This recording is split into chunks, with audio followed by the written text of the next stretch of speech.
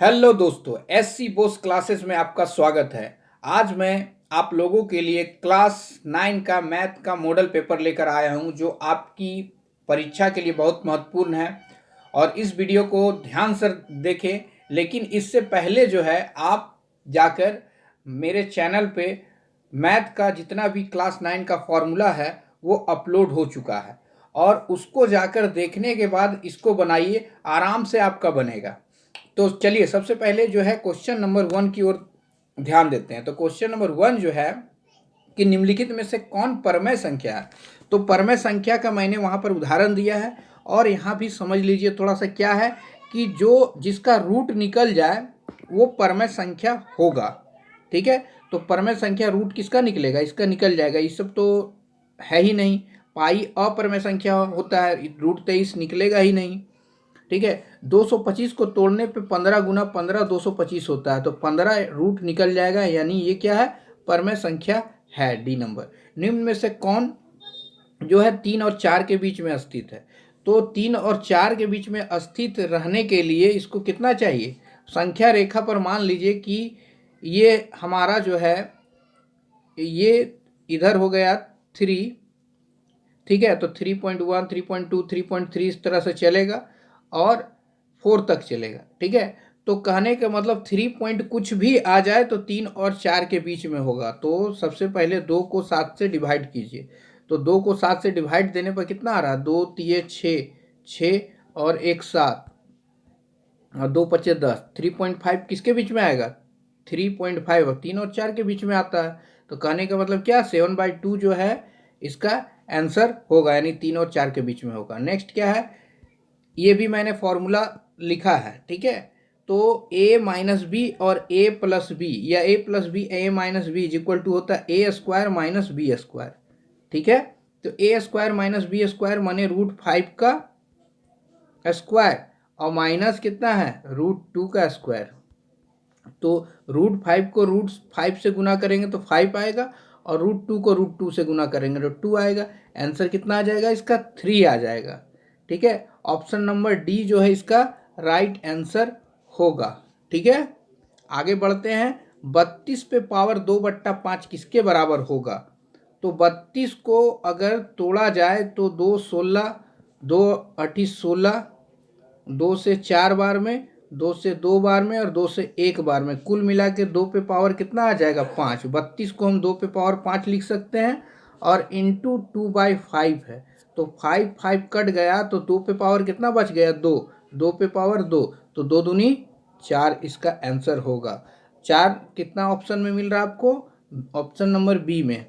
Next है, इनमें से कौन एक बहुपद नहीं है। तो बहुपद के लिए अगर बट्टा में आ जाए तो बहुपद नहीं है डायरेक्ट। ठीक है, या माइनस में आ जाए तो बहुपद नहीं है। शून्यंक निकालने का सिंपल सा तरीका है कि अगर शून्यंक निकालना है आपको तो जितना भी LHS और RHS कर लीजिए।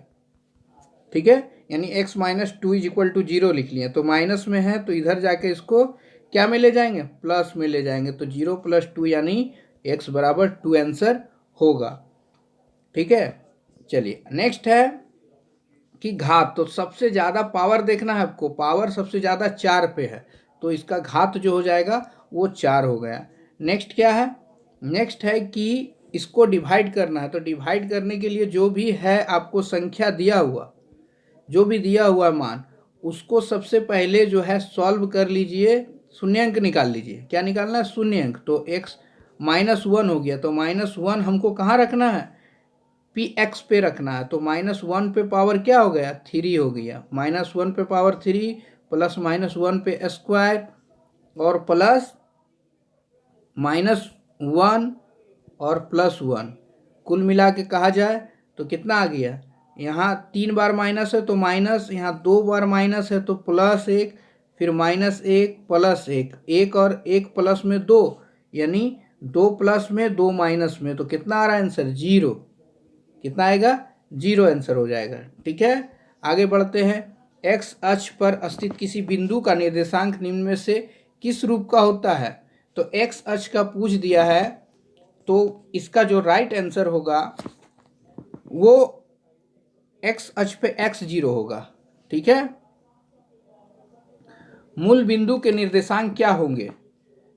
तो मूल बिंदु के निर्देशांक होते हैं 0 0, ठीक है, यानी ये मूल बिंदु है, ठीक है। आगे बढ़ते हैं। 11 नंबर, 0 और -7 कार्तीय तल में कहाँ स्थित है? तो 0 और -7 देखना है। तो ये जो है ये x का हो गया, तो x 1 2 3 हो गया, और इधर माइनस में हो गया, -1 -2 -3। उसी तरह से नीचे जाने पे हमको 7 इधर मिलेगा माइनस में, और 0 मिलेगा यहीं पर, ठीक है। तो 0 और 7 जो है एक बिंदु पे ही मिलेगा, इसलिए जो है इसका जो आंसर होगा वो राइट आंसर होगा y अक्ष, ठीक है। नेक्स्ट आगे है x = 1 और y = 2, इसका हल करना है। तो x के जगह पे जो है हमको कितना रखना हुआ, तो 3 × 1, फिर क्या है प्लस का साइन है, फिर 2 × y के जगह पर कितना है 2, तो कितना हो जाएगा 2 दूनी 4 और 3 एकम 3, कितना आ गया 3 और 4 कितना हुआ 7 हुआ। तो k का वैल्यू 7, कितना नंबर, ए नंबर ऑप्शन में है। चलिए नेक्स्ट है x अक्ष का समीकरण है। तो x अक्ष का पूछ दिया है तो y = 0 होगा, और अगर y अक्ष का पूछता तो x = 0 होता है। चलिए आगे है रैखिक समीकरण 2x + y = 5 का हल बताना है। तो हमको दोनों तरफ जो है ना 5 ही लाना है, क्योंकि इधर जो है 5 है RHS में, तो 2 × अगर 2 रख दिए, ठीक है, सी नंबर ऑप्शन देखिए, और y = 1 रख दिए, तो 2 दूनी 4, 4 और 1 5, तो 5 = 5, यानी option number C is the right answer. Next है कि यूक्लिड का कथन कि सभी समकोण एक दूसरे के बराबर है निम्न रूप में दिया गया है। तो ये क्या है, 15 नंबर एक अभिधारणा है। नेक्स्ट है कि एक दिए हुए बिंदु से होकर कितनी रेखाएं खींची जा सकती है। तो एक बिंदु है मान लीजिए, तो एक बिंदु से कितना रेखा खींचा जा सकता है, बहुत सारा रेखा खींचा जा सकता है, यानी अनंत रेखाएं खींची जा सकती है। नेक्स्ट 70 का पूरक बोल दिया, तो पूरक में हमको 90 से घटाना, जो भी दिया रहे डाटा आपके पास उससे 90 से घटा दीजिए। तो 90 में 70 घटाएंगे तो कितना आएगा 20 जो है इसका सी नंबर ऑप्शन राइट होगा। ये संपूरक दे तो 180 से घटाना है, आपको याद रखना है कि संपूरक भी दे सकता है। चलिए नेक्स्ट है, यदि एक त्रिभुज का एक कोण शेष दोनों कोणों के योग के बराबर हो तो वह त्रिभुज है, क्या है, तो वह समकोण त्रिभुज होगा, क्योंकि इधर जो है 40 50 भी हो सकता है, और 50 45 45 90 हुआ, और ये 90 अकेला है, तो इसमें क्या हो गया बी नंबर समकोण, ठीक है, समकोण त्रिभुज। नेक्स्ट है एक्स का मान बताना है, तो दोनों को जोड़ दीजिए, तो एक्स का मान निकल जाएगा, क्योंकि ब्राहा कोण = अंतर्गत जो भी कोण है दोनों का योग होता है। तो 40 और 50 90 कितना हुआ 90 हुआ। चलिए इसका जो राइट आंसर होगा 90, डी नंबर ऑप्शन सही होगा। नेक्स्ट है, निम्नांकित में से कौन त्रिभुज की सर्वांगक्षमता की कसौटी नहीं है। तो जैसा कि मैंने वीडियो में बताया है कि एंगल साइड एंगल होगा, साइड साइड साइड होगा, और साइड एंगल साइड होगा, जबकि एंगल एंगल एंगल सर्वांगक्षमता की कसौटी नहीं होती है। नेक्स्ट है कि ABAC इक्वल है, तो एंगल ACB 70 डिग्री है, तो एंगल ABC का मान होगा, ठीक है। तो इसमें तो यहां देखना है कि AB जो है AB और ये C है, तो AB = AC, तो AB और AC ये दोनों बराबर है, मान लीजिए 4 है और 4 है, ठीक है। और एंगल ACB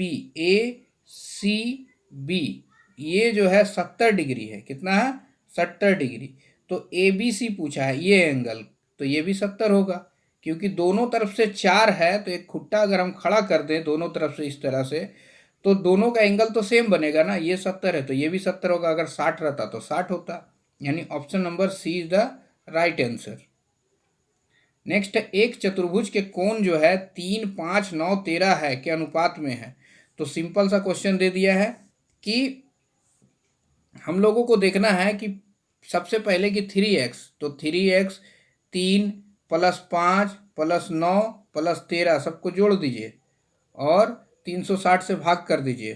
तो 13 9 22, 22 5, 22 5 27, 3 30, 360, 30 से 360 को डिवाइड कीजिए तो कितना आएगा 0 0 12, यानी 12 आ रहा है x का वैल्यू। अब सबसे छोटा कोण माने हैं 3, तो 12 गुना 3 कितना आ जाएगा 12 तिये 36 डिग्री। इसका जो राइट आंसर होगा ए नंबर ऑप्शन सही होगा।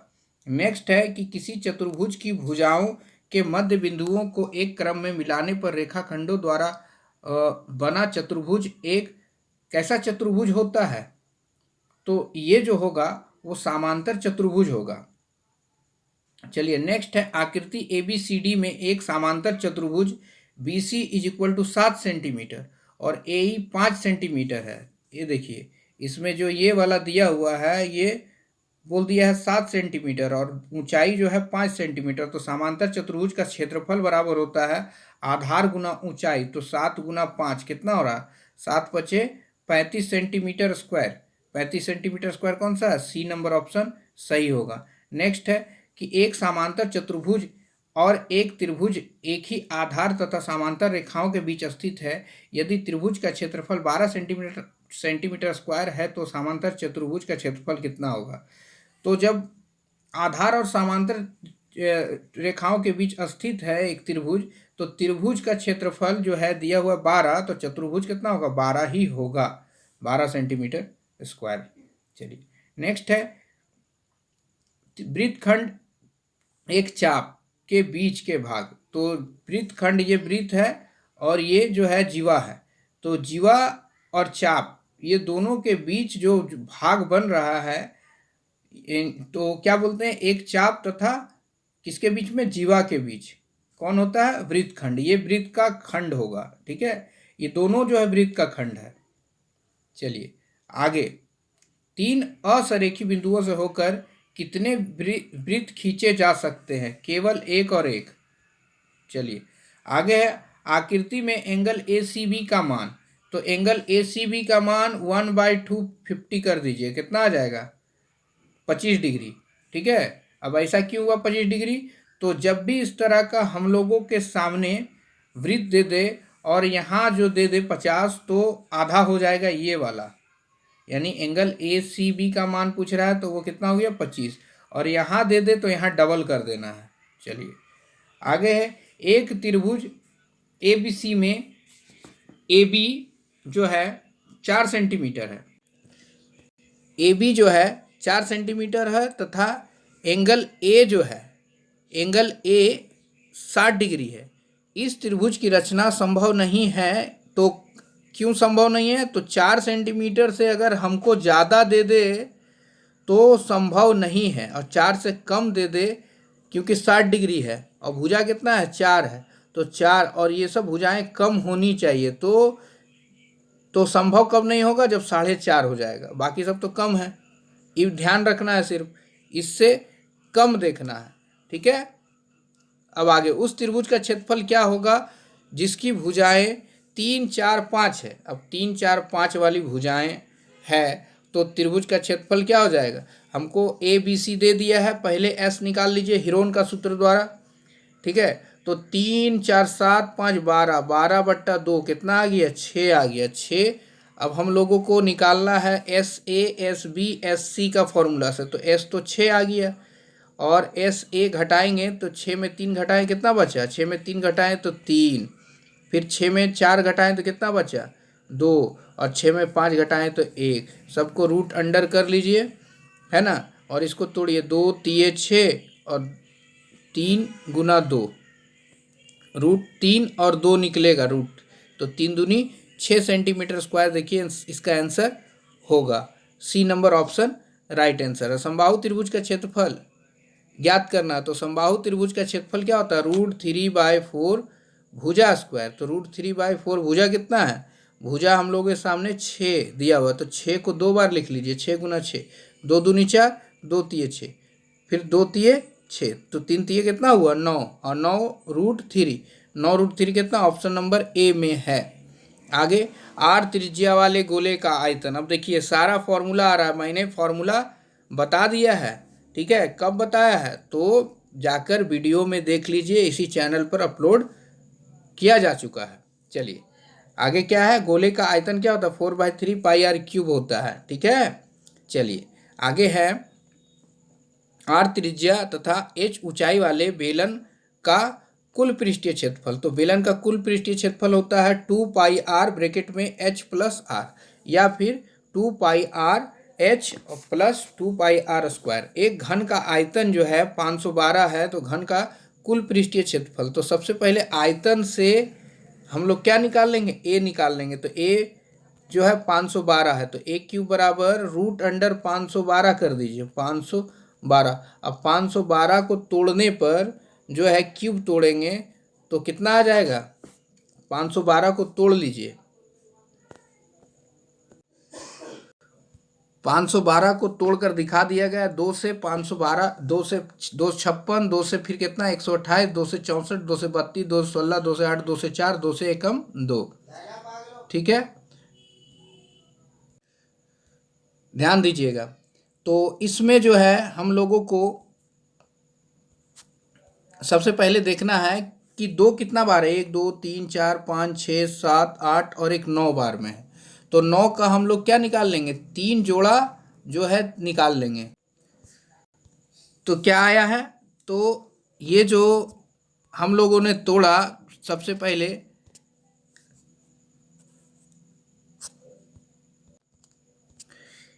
a का क्यूब 512 को, तो 2 2 2 कितना बार आया, 2 2 2 9 बार। तो 2 गुना 2 गुना 2 3 ठो निकाल देना, 2 दूनी 4, 4 दूनी 8 आया।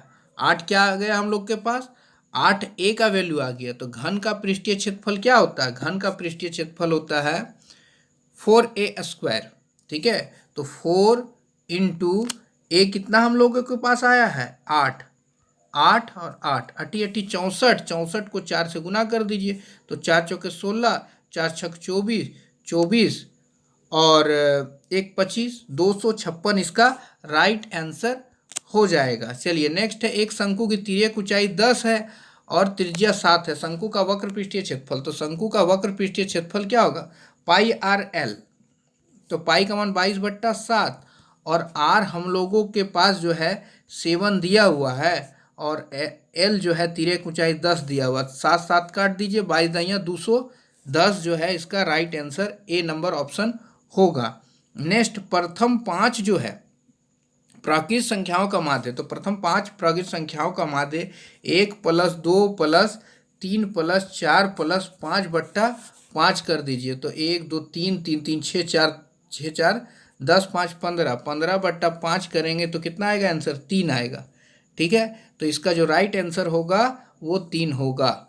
आगे क्या है, 5 की बारंबारता, तो 5 गिनना है, कितना बार है, 1 2 3 4 5 6 बार है। तो इसका जो राइट आंसर होगा वो 6 होगा। नेक्स्ट है वर्ग चिन्ह निकालना है, तो दोनों को जोड़ दीजिए, 10 और 20 कितना हो गया, 10 और 20 30, 30 का जो आधा कर देना है तो कितना आएगा, 15 आएगा, कितना आएगा 15 आएगा। नेक्स्ट क्या है कि 1000 बार पासा फेंकने पर परिणाम 3 आता है तो प्रायिकता, तो 150/1000 कर दीजिए, कुल परिणाम अनुकूल बट्टा कुल परिणाम, 0 0 काट दीजिए, 5 3 15, अब 5 20 से 100, 3/20 देखिए आंसर है, ऑप्शन नंबर सी है, ठीक है। आगे बढ़ते हैं कि असंभव घटना की प्रायिकता हमेशा माइनस वाला जो होता है वो प्रायिकता जो है असंभव घटना का नहीं होता है, असंभव घटना का होता है, ठीक है, यानी प्रायिकता नहीं होता है कुल मिलाकर कहा जाए तो। चलिए अगर वीडियो आपको समझ में आया है तो वीडियो को लाइक करें, सब्सक्राइब करें और शेयर ज़रूर करें। धन्यवाद।